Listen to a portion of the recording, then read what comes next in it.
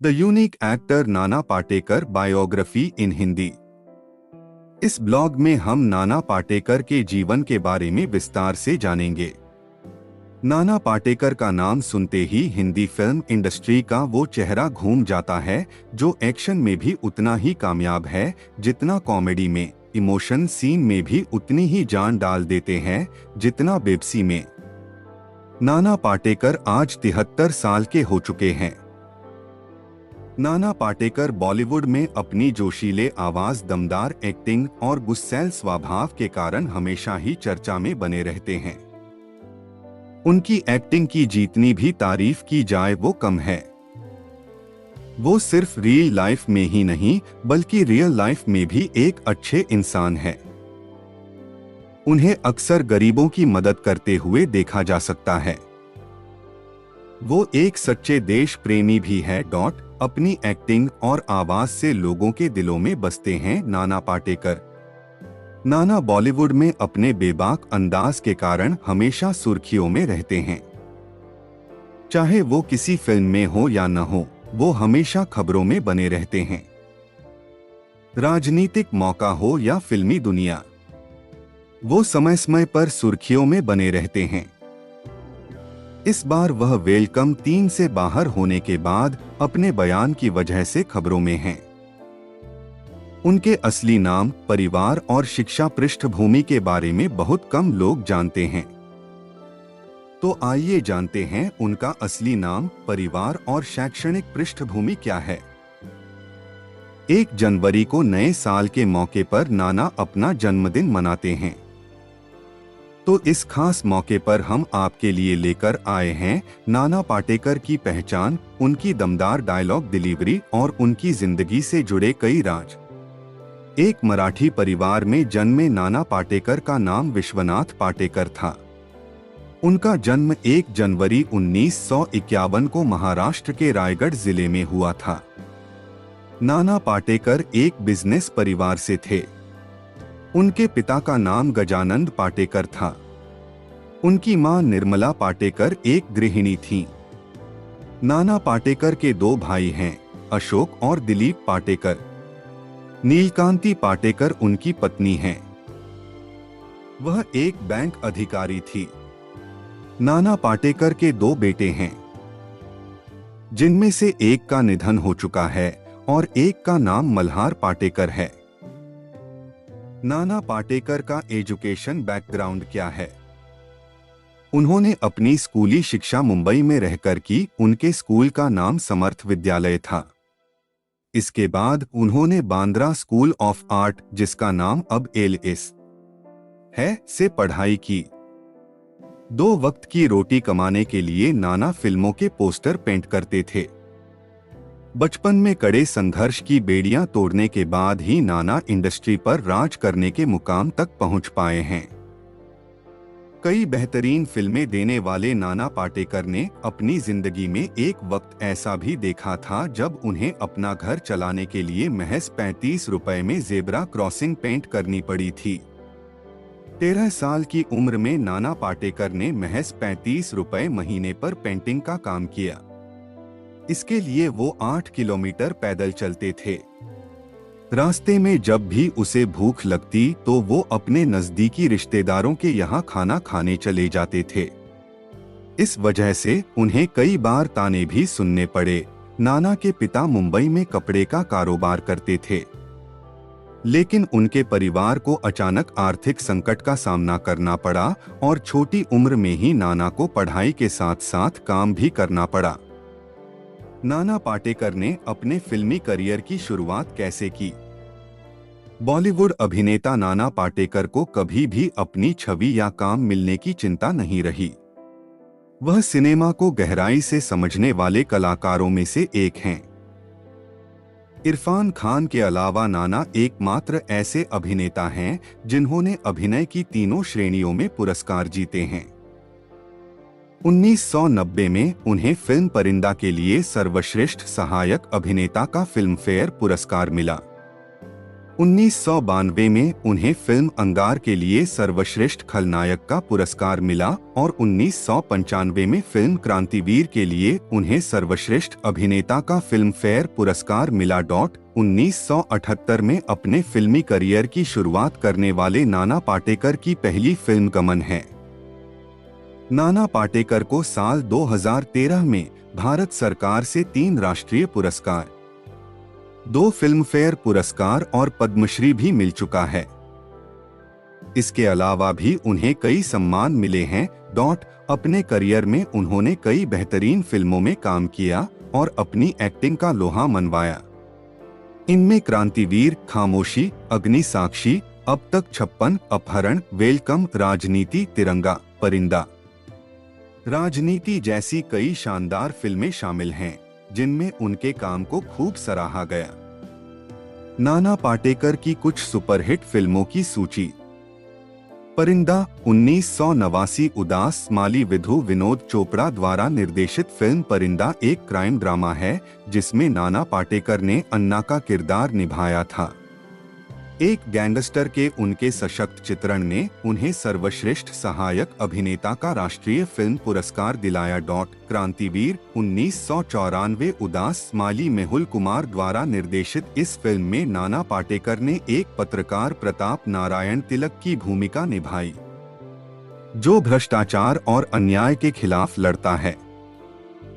इस फिल्म में उनकी एक्टिंग को काफी सराहा गया और उन्हें बेस्ट एक्टर का फिल्म फेयर अवार्ड मिला।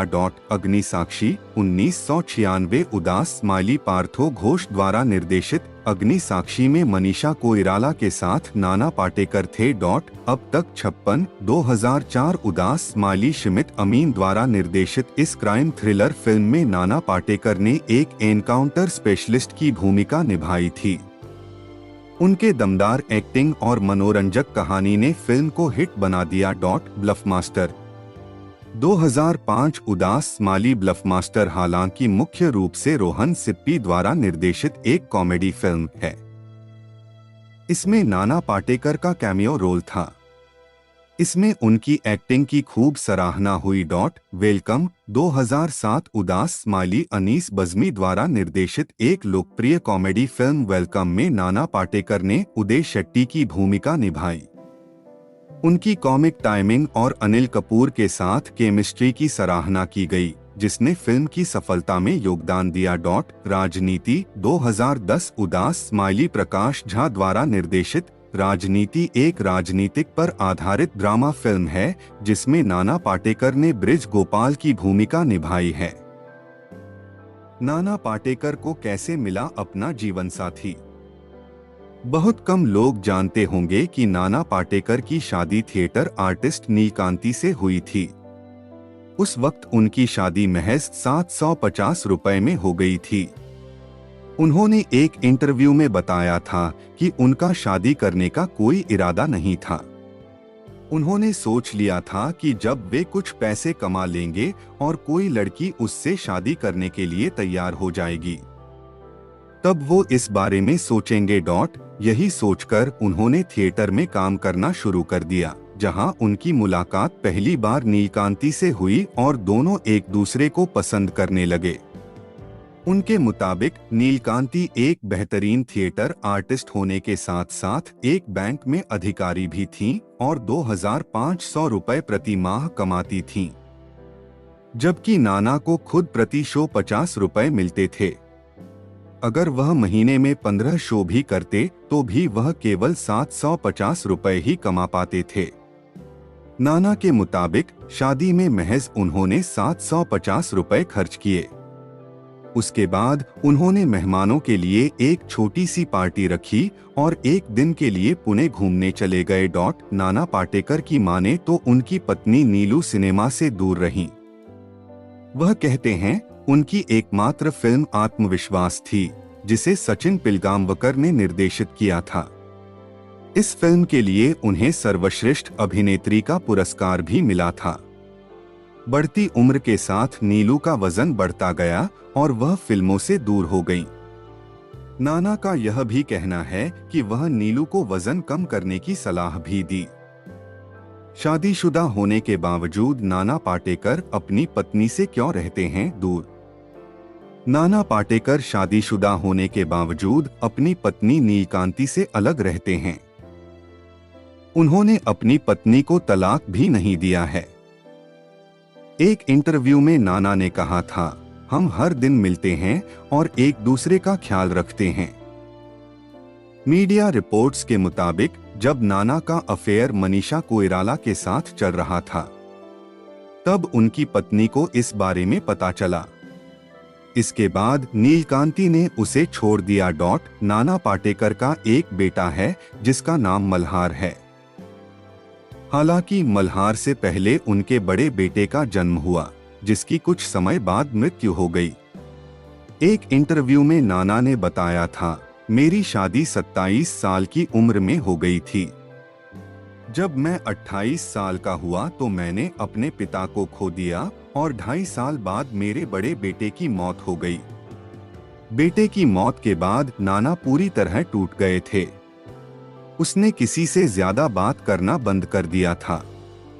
हालांकि कुछ समय बाद जब नाना के दूसरे बेटे मल्हार का जन्म हुआ तो उनकी जिंदगी में खुशियां लौट आईं। क्यों संजय दत्त के साथ कभी काम नहीं करना चाहते हैं नाना? नाना पाटेकर के बारे में एक और बात काफी चर्चा में है कि वह कभी भी संजय दत्त के साथ काम नहीं करना चाहते। लेकिन इसके पीछे एक बहुत बड़ी वजह छुपी हुई है। दरअसल 12 मार्च 1993 को मुंबई में ब्लास्ट हुआ था। इस सीरियल ब्लास्ट में संजय दत्त को दोषी पाया गया था। वहीं इस ब्लास्ट में नाना पाटेकर ने अपने भाई को खो दिया था। ऐसे में नाना पाटेकर ने एक इंटरव्यू में कहा था कि वह संजय की इस गलती के लिए उन्हें कभी माफ नहीं कर सकते। उन्होंने कहा था कि संजय दत्त भले ही 1993 बम ब्लास्ट में जेल की सजा काट चुके हों, लेकिन वह उनके साथ कभी काम नहीं करेंगे। मेरी नजर में वह अब भी दोषी है। नाना पाटेकर और मनीषा कोइराला की प्रेम कहानी। बॉलीवुड के दिग्गज अभिनेता नाना पाटेकर ने अपनी बेहतरीन एक्टिंग से खूब शोहरत हासिल की है, लेकिन एक्टर की निजी जिंदगी को लेकर वह काफी विवादों में भी रहे हैं। नाना पाटेकर का नाम उन सितारों में शामिल है जो अपने किरदार के साथ न्याय करने के लिए उसमें पूरी तरह से डूब जाते हैं। लेकिन कम ही लोग जानते हैं कि पर्दे पर खुलकर अपने विचार रखने वाले नाना असल जिंदगी में बिल्कुल अलग इंसान हैं। दरअसल जब नाना की मुलाकात अपने से 22 साल छोटी मनीषा कोइराला से हुई तो उन्हें एक्ट्रेस से बेहद प्यार हो गया। मनीषा कोइराला के दिल का हाल भी कुछ ऐसा ही था। रिपोर्ट्स के मुताबिक फिल्म खामोशी द म्यूजिकल के सेट पर दोनों के बीच नजदीकियां बढ़ी, जिसके बाद दोनों छुप छुप कर मिलने लगे और इनके प्यार के चर्चे बॉलीवुड के गलियारों में मशहूर हो गए। लेकिन हंगामा तब मच गया जब नाना एक्ट्रेस को लेकर जरूरत से ज्यादा पजेसिव हो गए। इसके चलते उसने मनीषा पर बंदिशें लगानी शुरू कर दी। हालांकि एक्ट्रेस उनसे बेहद प्यार करती थीं और इन सब के बावजूद वह नाना से शादी करना चाहती थीं। एक दूसरे से इतना प्यार करने के बावजूद नाना और मनीषा कोइराला कैसे अलग हो गए?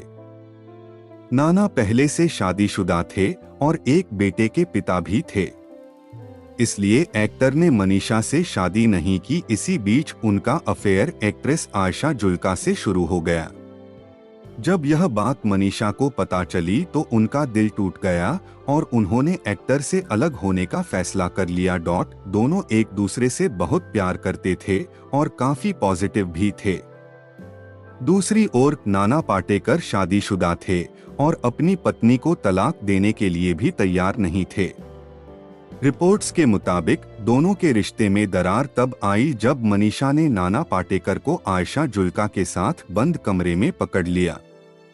दोनों को एक साथ देखकर मनीषा अपना आपा खो बैठी और गुस्से में आ गई।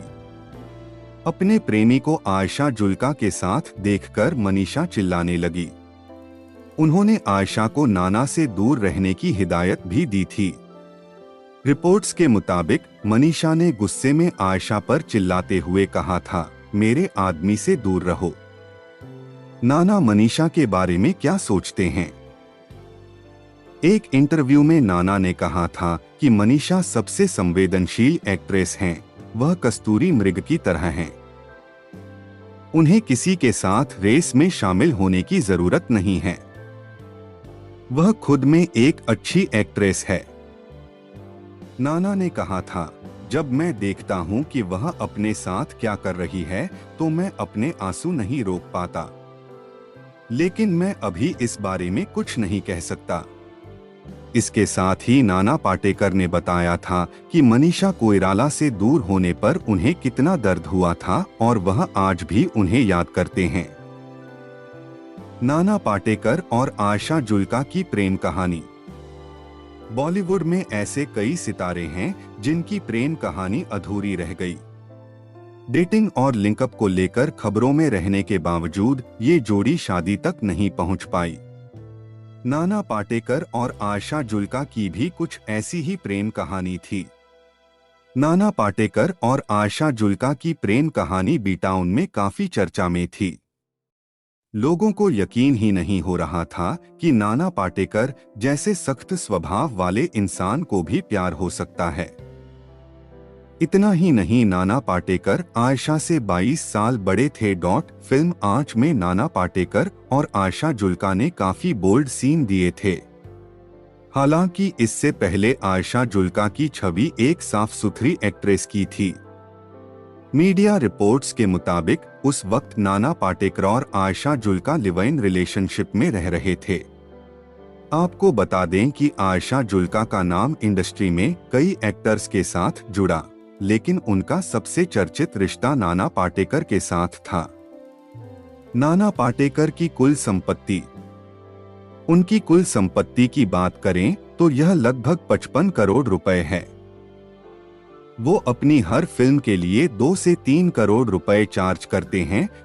घर। नाना पाटेकर के पास मुंबई में एक आलीशान घर है जिसकी कीमत लगभग 3 करोड़ रुपए है।